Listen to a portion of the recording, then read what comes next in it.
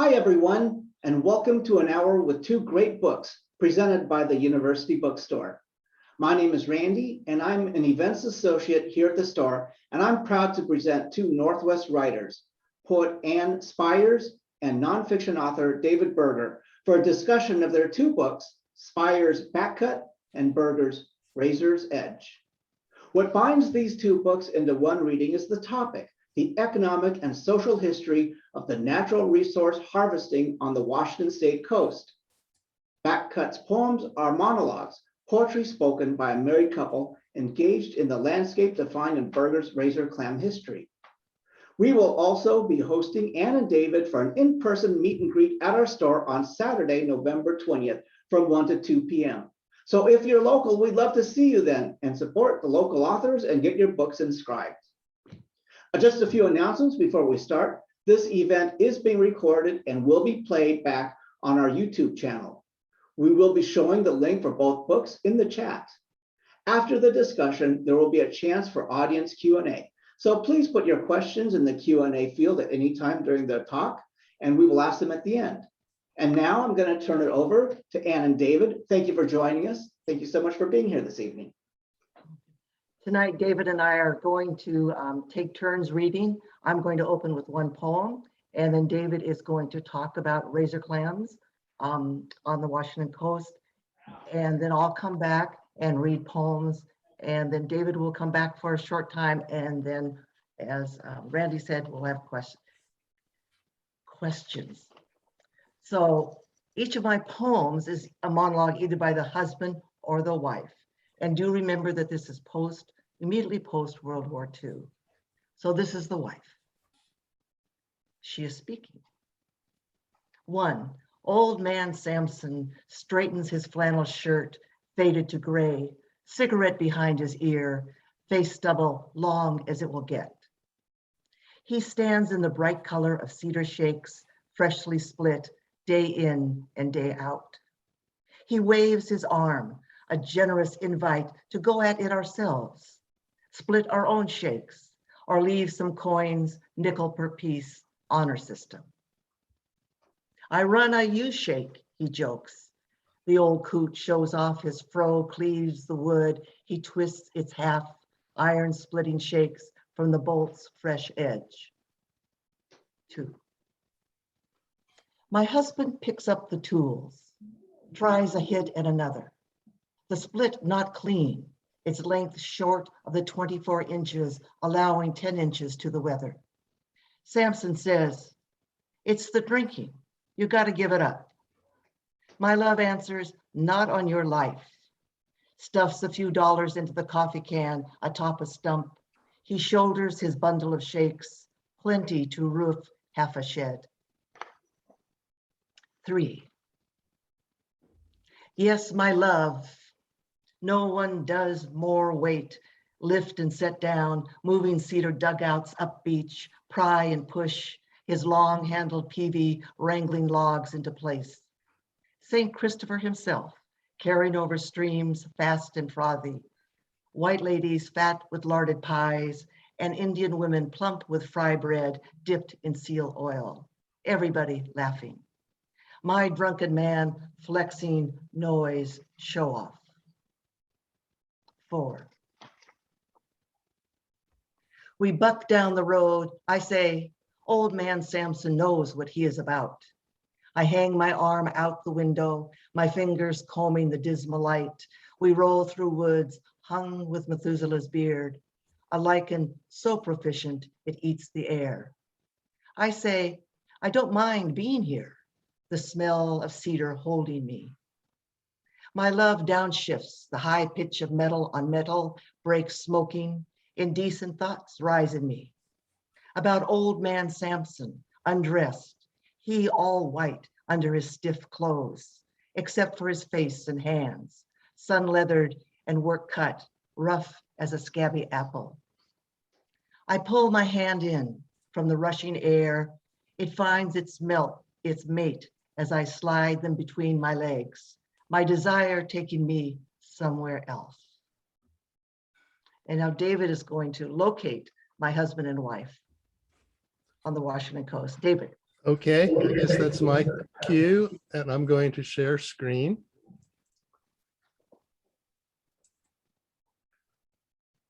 Okay, I guess we're good to go. And thank you, Anne, for that terrific first poem. And I will say, razor clams and drinking do seem to go together hand in hand. Not the topic for tonight, but something well worth discussing. So I'm going to give a little overview with PowerPoint slides about razor clams and what they are, some aspects of their biology, and then a few reflections on the phenomenon, and then 2 short readings from the book. That'll be about 20 minutes, and then turn it back over to Anne. This is what we're talking about. This is the razor clam, and this is a medium-sized razor clam. And there's a bunch of them, different sizes, and they have a kind of thin shell, and they go up and down in the sand column. I'll talk about that briefly shortly, but the essence of the razor clam is its mobility. So who goes razor clamming? Well, everybody goes razor clamming. It's a phenomenon here in the Washington state. You've got old people, you've got young people, and you've got families. One of the really wonderful things about razor clamming is that it's a family activity. You've got serious razor clammers, like this gentleman on the left who's using a shovel to dig razor clams. And you've got not so serious people. And you can see that the woman on the right there is holding a tube. That's another implement that's commonly used to dig razor clams. And you got a lot of people out on the beach, all ages, all ethnicities, armed with every conceivable weapon against the inoffensive clam. I sometimes call it the people's clam because there's so many thousands and thousands of people who show up at a dig and dig for the razor clam, and they leave the beach looking like wild gophers have been digging all afternoon. And then the sea comes in, the high tide, and it's all smoothed out again. So just to provide some context, we have a lot of shellfish here in the Washington state and a lot of clams. We've got the small manila clams. We've got the large geoduck clam. And then we have razor clams, which are in between and just right.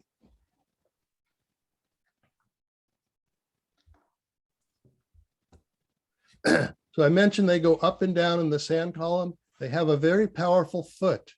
The biomechanics of their locomotion are actually quite interesting, far beyond the scope of today's talk. But you can see they have a foot at one end and a neck at the other.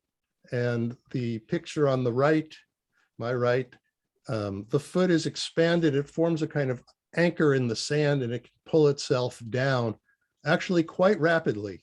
These are clams you have to chase, and it's kind of sport when you're out there on the beach trying to get your limit.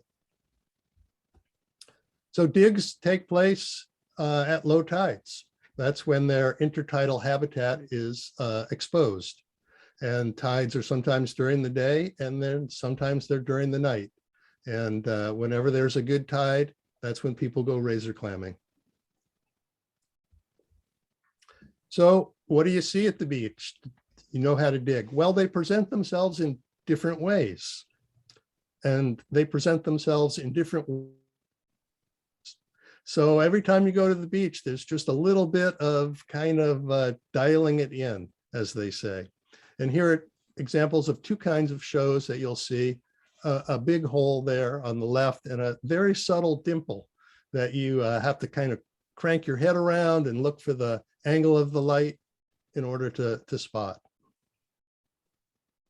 But regardless of how you get them or how you find them, this is where they end up. They're delicious, and chowder, fritters, all kinds of manner of culinary delights.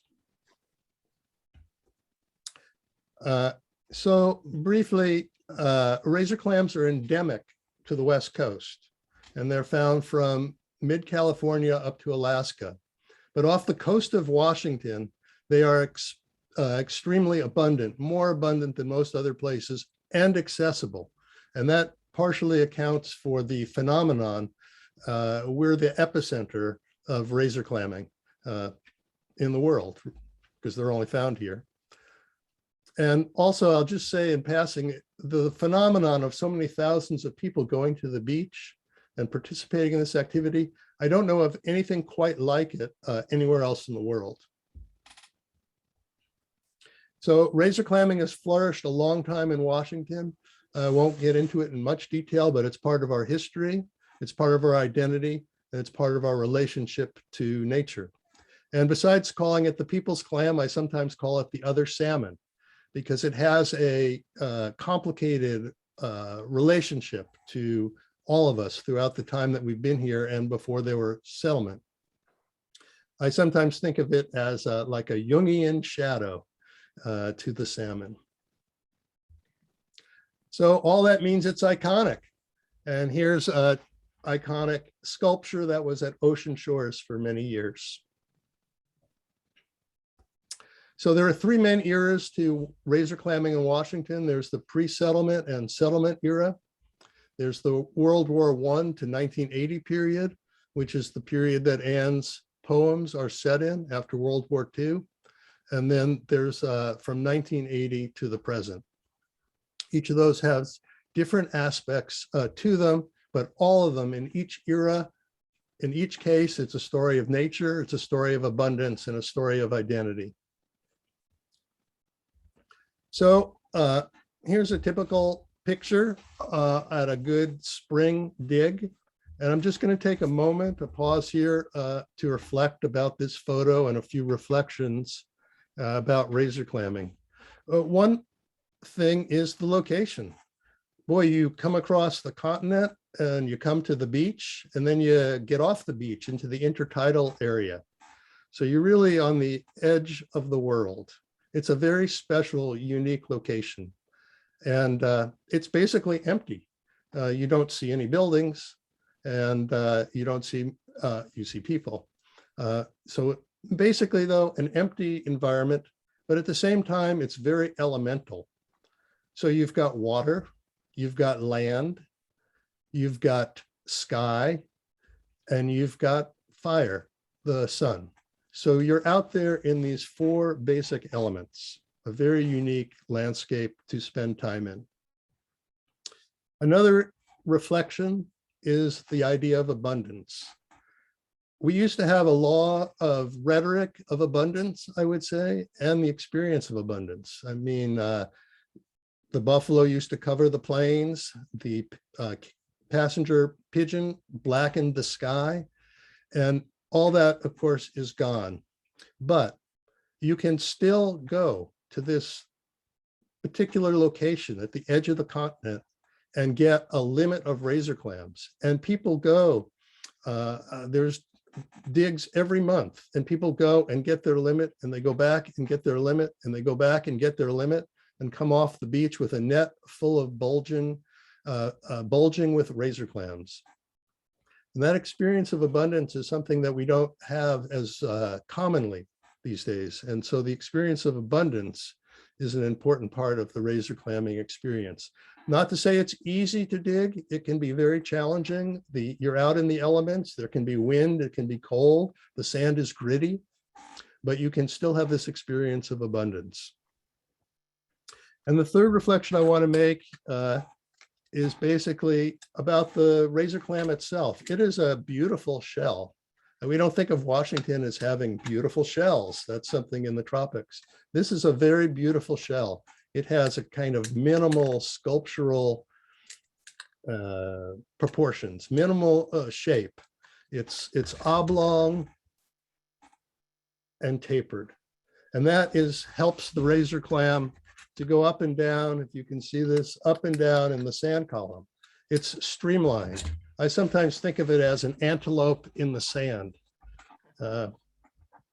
So it's a beautiful shell. It's a beautiful animal. When you come to know the biology, just like you look at any aspect of nature, The more you look, the more amazed you are. It's really a beautiful steampunk confabulation of tubes, pumps, and digging apparatus. And so when you come to understand how it's put together, you appreciate it so much. So I'm now going to do two readings if I have time. I'm keeping my eye on the clock. The first reading is a little bit about the clam biology and ecology, and I'm going to move to the next slide and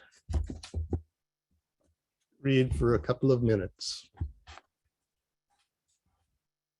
At first glance, Washington's sandy beaches look empty of life. A few sturdy seagulls and shape-shifting flocks of sandpipers only emphasize the emptiness. Just sand and sky as far as the eye can see. Around the world, such beaches are not especially biologically productive, lacking hard substrates like rock on which life can anchor itself or find shelter. But Washington's beaches are, in fact, just the opposite. Stupendously productive. A great city of razor clams, a megalopolis, thrives hidden in the sand. The nearshore waters are crowded and fecund as well. When biologist Harvey Macmillan dragged his net through the surf in the early 1920s and looked through a microscope, he found the water full of phytoplankton. I'm going to skip because I think I'm taking too much time, and I'm going to go to, it's full of phytoplankton then in the 1920s, and it is still today.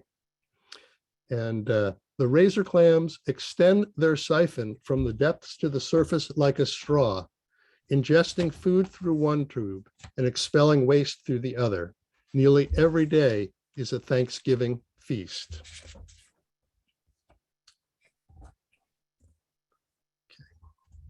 Razor clams eating these surf diatoms grow from fragile nothings to 3 inches, what the biologists call recruit size, in about a year, and top out with shells about 6¼ inches in length.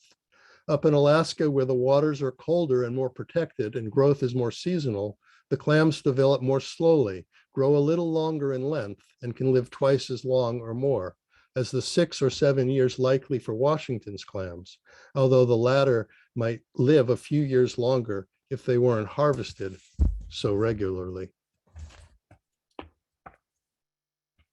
And now I'm going to jump, and I did mention there were 3 eras of razor clamming, and I'm going to touch on that briefly, kind of ending up in the World War II era, at which time I will turn it back over to Anne for some more poems. Eating razor clams has defined something essential in the Pacific Northwest for a long time. Every era has exploited the cornucopia in its own way. The native coastal tribes ate the clams and dried them for winter food and trade. Prime traditional clamming areas were piled high with mounds of shucked razor clam shells. The English sea captain George Dixon and his men devoured the bivalves while exploring and trading for sea otter pelts in the Northwest and Alaska over 2 summers in the late 18th century. They sensibly wintered in Hawaii. I forgot I wanted to advance the slide. This is a hard digging guy looking for razor clams. He's what they call prospecting. He has a shovel in his right hand. You hit the ground and you can cause the clams to show. And he's also got a surf net tied to his waist. These are used still commercially, and they were common in the era that Anne is writing about. And with a net like that, yes, you can gather 100 clams and drag them up the shore. So back to George Dixon. Other shellfish could be found, but his crew knew what they wanted to eat: razor clams. Dixon wrote, "For a repast, our men preferred a large species of the Solon genus, which they got in quantity and were easily discovered by their spouting up the water as the men walked over the sands where they inhabited. The animal is exceedingly good food." Peter Halferty launched the era of commercial canning of razor clams, which went on to thrive for a half century. That was roughly 1900 to 1950. Halferty began his career digging and pickling razor clams by beaches near the Columbia River, peddling his wares door to door in nearby Astoria. In 1894, he developed a special process for cooking and canning the clams, and he built a mini clam canning empire with his sons, with plants in Westport, Aberdeen, Copalis, Moclips, all in Washington, as well as in Cordova, Alaska. Other individuals quickly followed Halferty into the canning business. Soon, most every hamlet in Washington and Oregon near a razor clamming beach had a canning operation, or several, as large-scale utilization of the resource took off. From the early 1900s on, razor clamming was a thriving industry, and the goods, generally chopped or minced, were as favored and ubiquitous as canned tuna fish is today. Canned razor clams were advertised in national magazines like Good Housekeeping and Ladies' Home Journal. Shellfish were an important part of the national diet, and canned razor clams proved popular for chowder and fritters and as an all-around cupboard staple. So much so that Washington and Oregon alone could not meet the demand, and canning operations expanded to Alaska. Nora Berg, author with Charles Samuels of the memoir Lady on the Beach, published in 1952, portrayed her life in the coastal hamlet of Ocean City, Washington, around the Depression era and through World War II. She lived with her ex-Marine husband in a shack just back from the dunes and loved her seaside life among retired fruit pickers, drifters, fellow alcoholics, and assorted misfits. Razor clamming was the principal local industry, she wrote, the staff of life for many, and the folks in Ocean City talked of little else night and day, summer and winter. The clams were a subsistence food dug for free and a source of money as well.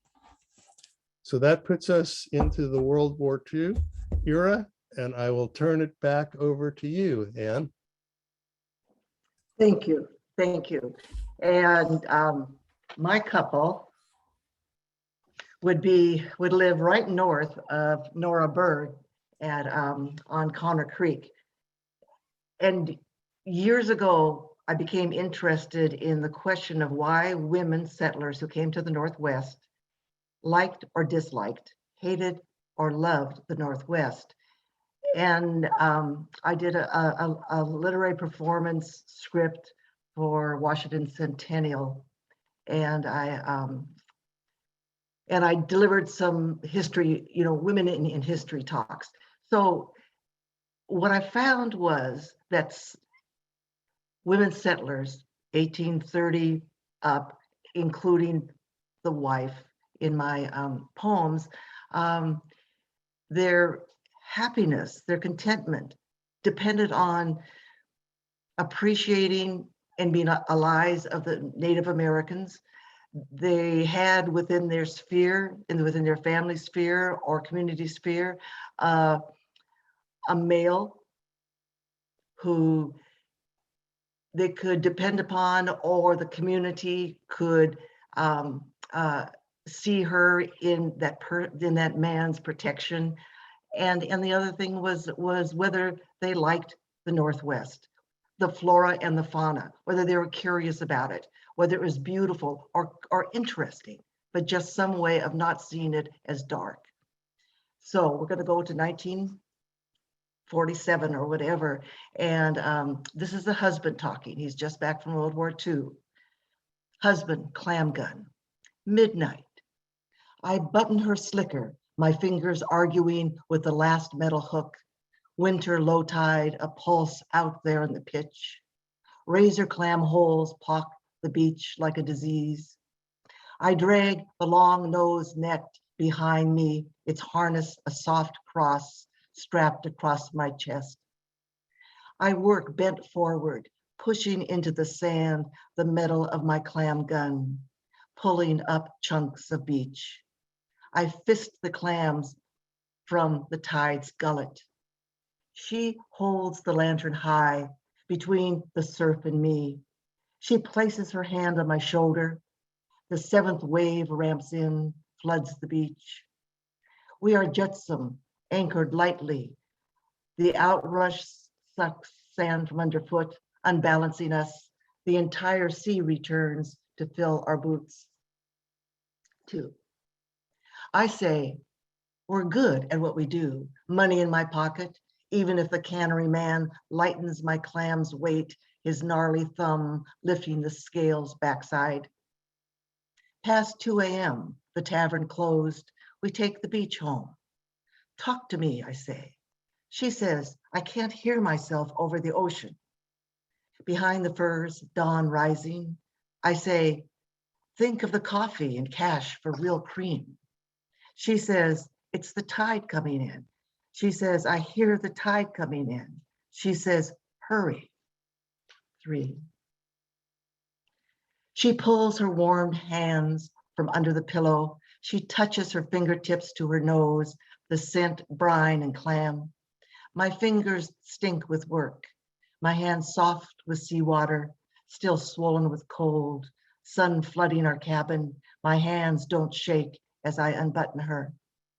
I am on my knees, lighting the fire, matchbox emptying stick after stick, striking finally on the underbelly of a wet rock.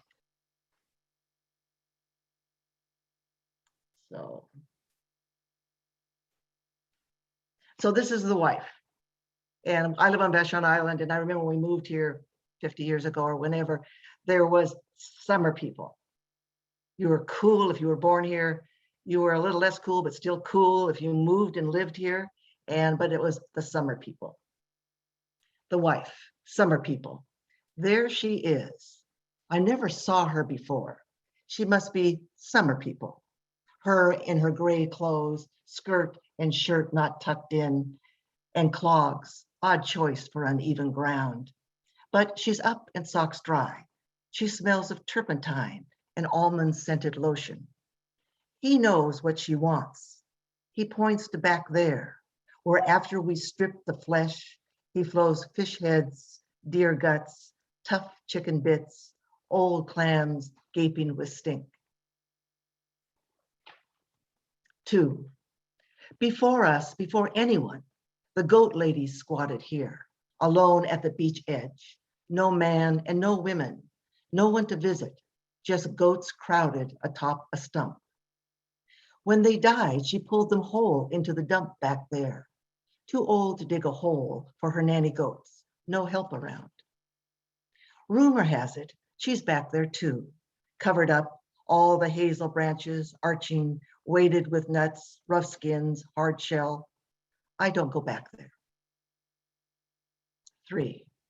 Walking by me, nary a nod, the clogged lady has a shovel as if she gets free range of our private place of killed things, as if she'll find what she needs there.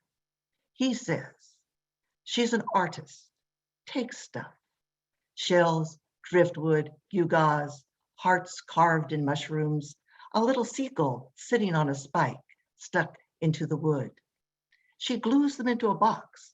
Folks open the lid, look in, all this in a box. Bleep off in a box, I say. That's not funny, he says. I watch him watch the lady artist from nowhere return, her mouth fresh with red lipstick. She steps aside to get past me. She shows him her finds, our losses, wishbone, jawbones, joints, skull, skins hard tanned with cedar seep. Who is he to her? A salty man in generous pants, his zipper ends at his belt, or his fly shuts with a safety pin. He loves that belt, gotten someplace in Idaho, someplace close to where he was a kid. So when we first moved to Vashon, we had that wonderful overabundance of strawberries, clams from the beach, pie cherries, and we would bring them home, and it would be more than you could do in 24 hours to set them up or freeze them or prepare them. So you didn't waste any food. Well, now we get to go to Costco's where we get too many limes, too many persimmons. So this form that I'm going to read is different from the others. It's a quatrain, 5 lines. And the first line is 2, and the second line 4, 6, 8, and then 2. And it was worked out in the late 1800s by a woman with a wonderful name of Adelaide Crepsey. Husband, putting up for winter. The glut. We net smelt out of the waves long running. Eagles, snags, silver scattering, crazy. Salmon so plentiful, their splishes racket upstream. Bear smell, hot at every trail turn. So thick, huckleberry, milk from the stem, plunk, plunk, in our buckets. Fresh scat purple with fruit. So much, we cannot stop. Bigger loads, just one more.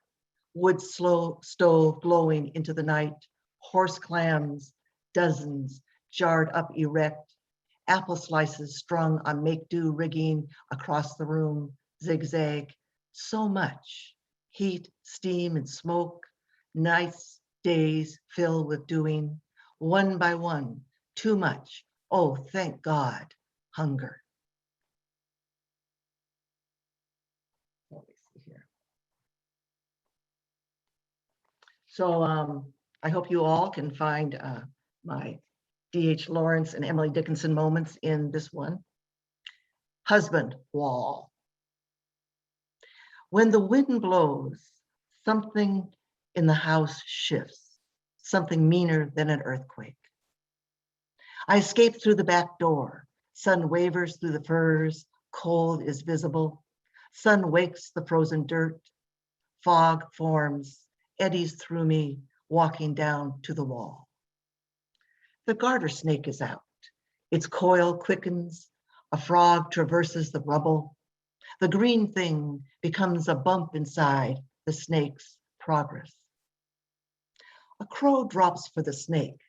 The crow's feathers turn white.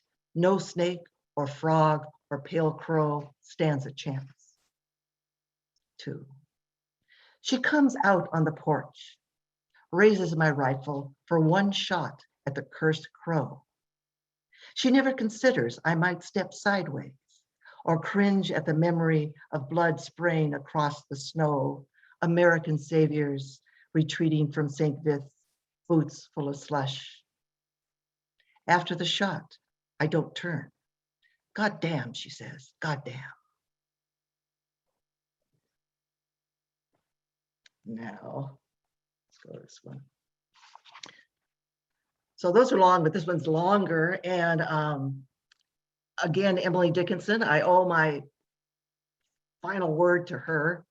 And on Vashon, a musicologist, Michael Tracy, a Vashonite, put on a series where he brought in Mark Solman, a classical pianist, to go through different European classical, like Litz. So here we go. And remember, this is the turn of the century. It's 1957. Things have changed down on the coast. 1, the kraut let the boys pry off the hood ornament, 3-pointed star in a circle, flashy hubcaps, big-eyed headlamps, Mercedes-Benz, royal blue, came with him as the war took off. The boys, like crows working on something shiny, enemy foreign. The boys boxed his ears. The old German, this piano tuner, lost his hearing. He drives by for me, my feet on his stuff, saved from vandals. The toolbox, tuning forks, hammer, wedges, mutes. He keeps next to his thigh, his side of the shift. My true love stays in the cabin, not getting up to delay our going with questions. 2.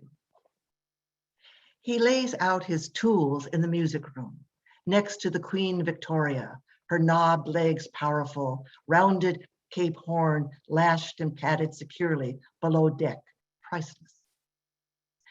About us, above us, a sepia photo, 13 sons and daughters pose, all pale, all buttons, all iron goods, gather behind parents in straight back chairs, boys in the back row, girls with stilled hands, lovely, gone to Seattle, and a house of stone, their grand piano stayed.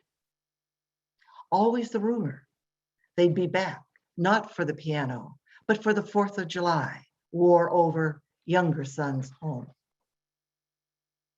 3, I came to hear for him.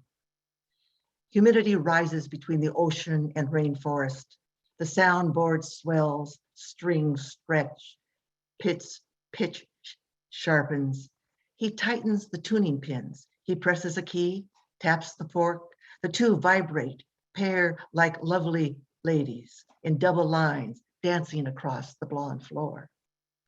The notes jangle, the dancers trip. I slap the piano. He feels the tremor of my disapproval. Years now, empty house, with floors giving over, he dusts and oils the grand piano, the queen's rosewood, bone, and ebony keys, timber money. I don't ask if he's paid. 4, as he repacks, I take the bench, raise my hands, curl my fingers, set my soul for my recital piece. Never played again after my big brother turned to drift at Dunkirk. For years, I had no piano, no music, sharp or flat, ascending or descending, high or low. I play Liszt, harmonies du soir. Its notes mob the chords, treble a golden glaze, all fingers and crossing hands, then out of the frenzy. Single note after note, they too seize. One more note vibrates, spins itself along the wire, exits the piano body, stretching, running, resonance ribboning in a long exhale. Then thick silence spans, what note next? What note next? Aching for that note. Will it be? When will it be? I hit the note, its vibration, a stretch of ecstasy. 5, I get home. My true love sits by the stove, not stoking his perfect fire, not coming to bed to me. Morning, he is better, makes coffee, pours blackstrap molasses into his oats. His spoon hits the bowl, discordant, tat, tat, tat, tat, tat, running together, crowded. Thank you so much. So, my true love says, tell them it's a love story. It is a love story. So, David, your turn.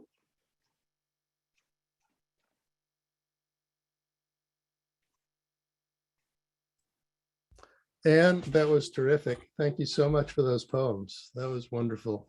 And a stretch of ecstasy, indeed. So thank you. Gosh, I hate to change the mood so much, but razor clamming, that's my job to talk about razor clams tonight. I mentioned you can do it with the shovel or the tube. And I'm wearing my waders, which is what I would wear if I was going razor clamming. And I'm just going to switch back to the PowerPoint here briefly. Like I said, I'm really changing the mood, so I guess I apologize for that. No. They're thankful.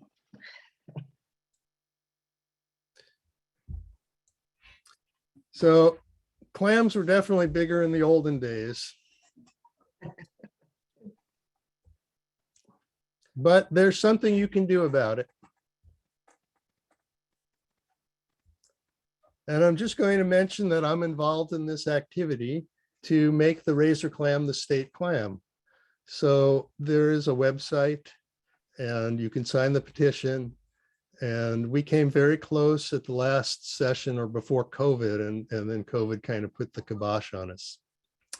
So anyway, I encourage you to do that. And I'm going to read a short passage here about the razor clam tube and the razor clam shovel. Now, people may know there are two main implements. Those are them. They have a very interesting history. And one of my eureka moments doing the research on this book was discover who invented the razor clam tube and how it came about. But meantime, there's a linguistic mystery that is in the history of razor clams, which is the razor clam gun. And where did that term come from and what does it refer to? And as I describe in my book, there are two clans in the razor clamming phenomenon. There are those who dig with a shovel, and there are those who dig with a tube. And they are very, very different clams. They use different implements. Oops, I'm sorry. I'm unscreen shared there somehow.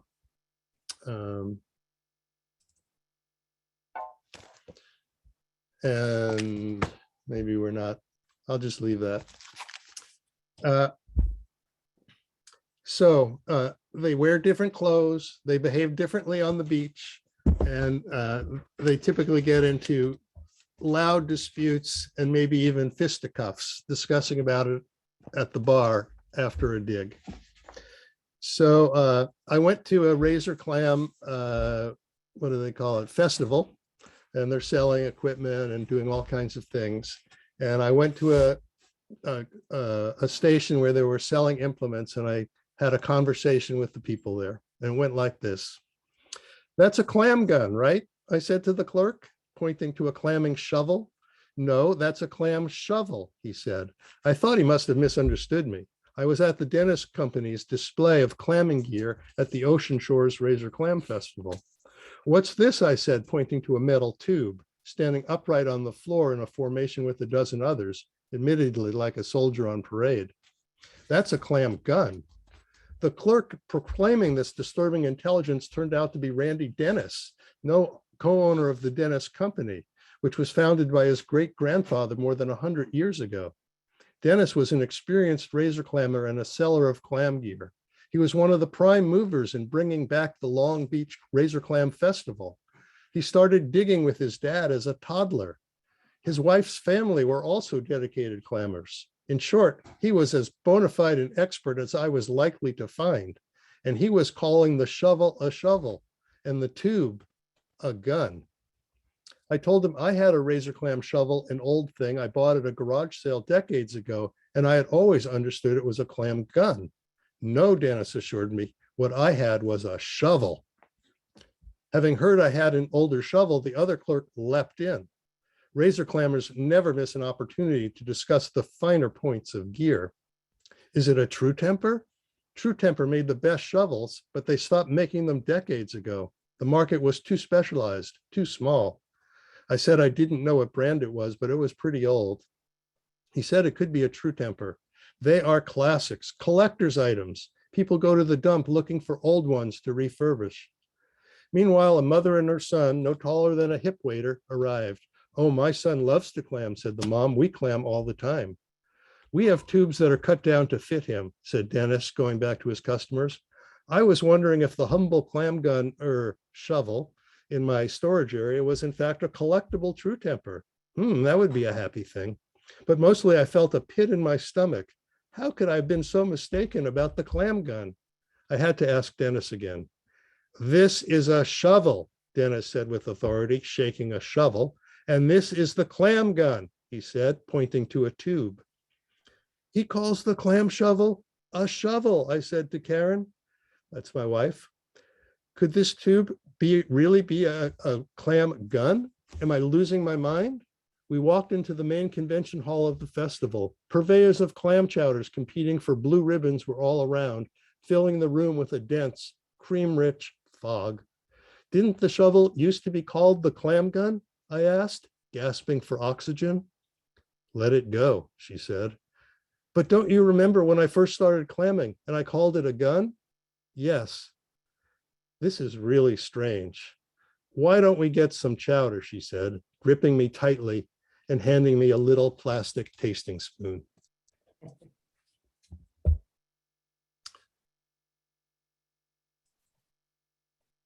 Okay, I guess questions and answers, or questions and we'll try to answer. So Randy, we're Yes, depending it on. looks like Robert asked, "What is the glassy worm-like structure one finds while cleaning razor clams?" Great question, and thank you for that. That is the thing that causes everybody to gasp when they're cleaning razor clams. What the heck is that? That crystalline structure is a solid enzyme, and the clam uses it to help digest the food it eats, the diatoms, which have a hard crystalline shell. And it is absolutely free within the body of the clam. It is the only unattached item in an organism that anybody knows about. It's unique. And they use cilia to turn it within the stomach, and it grinds down and releases the enzyme, which helps the clam to digest its food. Whoa. Thank you, Bob Pyle. So I have a question. David, you were talking about the heyday of the butter clam and when they were canned between 1900 and 1950 and how big they used to be. So I'm wondering what happened to that heyday and how come there were so many people who were, making a good living from clamming, and if it was, what happened when it was in the diet of America, and why did it after 1950, what happened to the desire for them? The commercial fishing, the commercial canning industry is a very interesting history. And long and short, it's hard to give a short answer to that question, but there was competition from mechanically harvested clams on the East Coast and imports from Asia. So there was economic pressure. That was one thing. Also, these have never been able to be mechanically harvested. They're a hand harvest operation, so very labor intensive, both the harvesting of the clams and the processing in canneries to clean them, because they have to be cleaned. So there was a lot of economic pressure to, they were too expensive.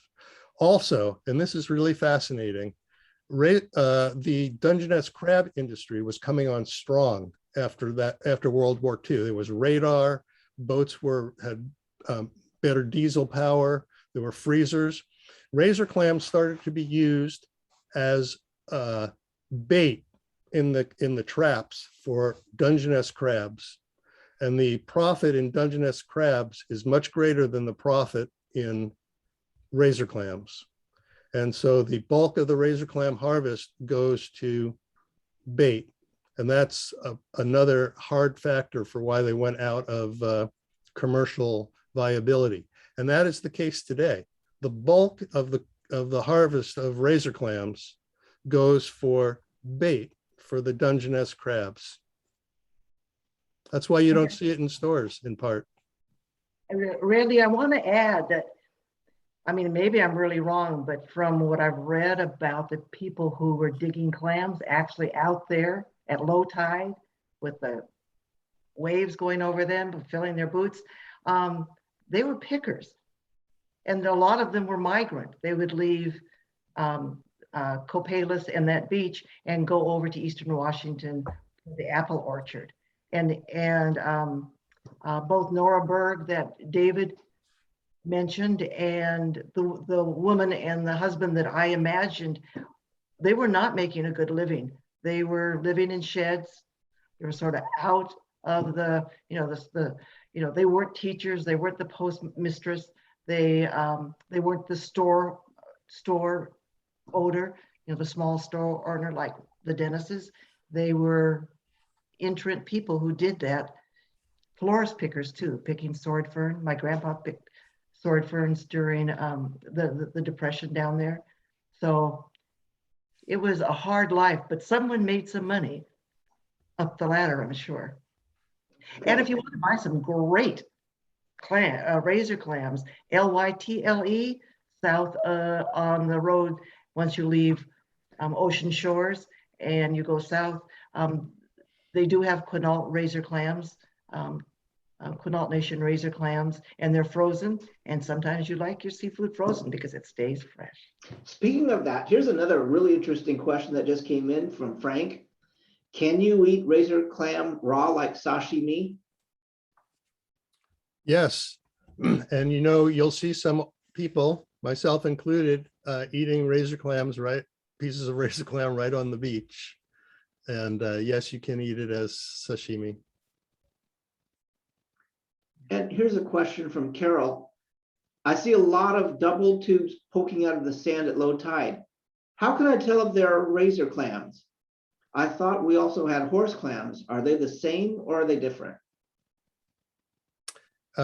Well, razor clams are only found in one location, and that is on the coast, on the Pacific coast, where the big waves come in. There's not a lot of life there. I mean, things go there to visit, but there's not a lot of protection. And but razor clams are well adapted to that harsh environment.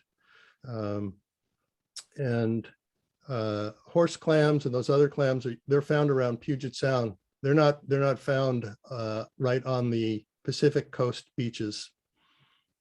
Only the razor clams are found there. And a few other things live in the sand like worms and stuff, but it's a very specific environmental niche, and the razor clams occupy it.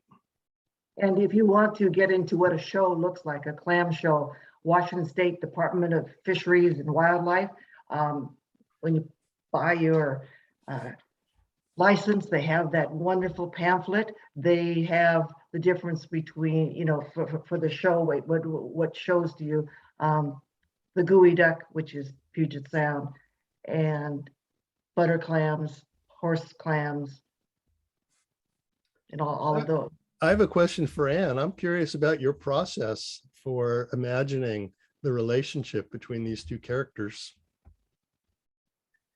I drank a lot of coffee, and I walked the coast, the ocean beach from Columbia River to Cape Flattery. I didn't do the bays. And that was a lot of time in these areas on the beach by myself. And it's hard to keep up enthusiasm. And sometimes I felt like this woman looking out and wondering, wow, this is something that I need to adjust myself to find the joy or satisfy a curiosity about it, about living on the beach. My grandmother and grandfather, my grandma taught in one-room schoolhouses, and my grandpa eventually at 16 when he got off the train and went down to the docks, and the Smiths of Grace Harbor took him on, even though he had a broken arm, and as a crew. And so he worked boats all the way through. So, but my mother hated it. So that sort of family, she couldn't wait to get to Seattle, and she just loved World War II in Seattle. So I've been writing poems about the landscape. And so at one point I sat down and I thought, oh, these would make good monologues. They could become interesting or more dramatic if I sorted these poems out into male and female. And then I worked on them for about 3 or 4 years and took them to my poetry workshop in Seattle. And I enjoyed it very, very much, especially as time went on and the male voice, the husband's voice, and the woman's voice became distinctive. So does that answer your question, David? Yeah, thank you. With some beautiful poetry. I especially like Summer People and the bright lipstick and coming out on the beach there. Here's a question from Richard. Is your old shovel a collectible? I think Richard might be referring to the shovel behind you. On the No, the shovel behind me. Once I found out it was a collectible, but I still use it to dig. It's the very shovel that I bought at a yard sale, garage sale. And I now have about 5 or 6 different shovels. And but this is not a collectible because the shovels I use regularly have sand on them and whatever they're. So no, but it's essentially a very similar shape. And the history of the implement is very interesting. There's a shovel has what's called the Westport bend, because these diggers back then talked about their implements and they customized their implements. They cut specific shapes of the shovel head in order to dig quickly, because in that 3 or 4 hour tide or 3 hour tide, the low tide, they would want to get as many clams as possible. If they could, 500-600 pounds, 1,000 pounds. And so they would, some of those customized shovels from those earlier days are also another collectible. But to Anne's point, a lot of the best diggers were women. So they were known to be able to dig efficiently. And so. Okay, I think we have time for one more question from Susan. She asks, Anne, how long did you work on this book? And what do you feel the writing of this book of poems taught you? Well, it took me, because I drew from my written work, it took me 50 years, but probably the process of writing, making the poems perfect and taking them to my group to find out, well, maybe they aren't so perfect, and deciding whether they were or not after I got home. I learned that when my siblings, who were many, the ones decided that we would not be like my mother, that we would get a mindset where we liked our husbands.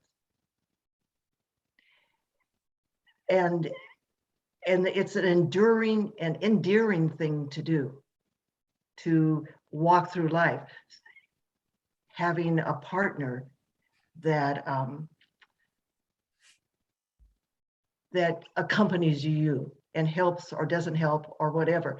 So what I learned when I was making, when I was creating this woman, was how claustrophobic it is. She's very claustrophobic. She can't go out. She does go out, but she can't emotionally go out. And she's withdrawn into this cabin and into these trees. Well, the man became someone with a generous heart and did go out. He'd carry ladies over the creek. He was excited that there was enough money to buy cream. So I think I asked Jerry Gold which character he liked the best. He liked the woman, and it made me think, well, I like the man better than that. So what I learned was not about my life, but empathy and gratitude. Well, empathy for other people, but also gratitude for my life. Okay. And I think that's all we have time for. Thank you so much for coming in and sharing your beautiful books with us. Again, it's Anne Spiers and David Berger, and their books are Back Cut and Razor's Edge. And don't forget, you can meet both of them in person on November 20th from 1 to 2 p.m. at our U District branch. Actually, the book title is Razor Clams, Buried Treasure of the Pacific Northwest. The Razor's Edge is a talk I give around, I've given through Humanities Washington. So just to get the book title right. Okay, thank you. Sorry about that. I think I started that in my first blurb. Okay, and you may purchase copies of these books through the University Bookstore website. Thank you for joining us, and please check out our website, social media, or sign up for our emails to hear about other upcoming virtual events. Have a good day, everyone. Thank you, Randy. Thank you, you. UW Bookstore. Yeah.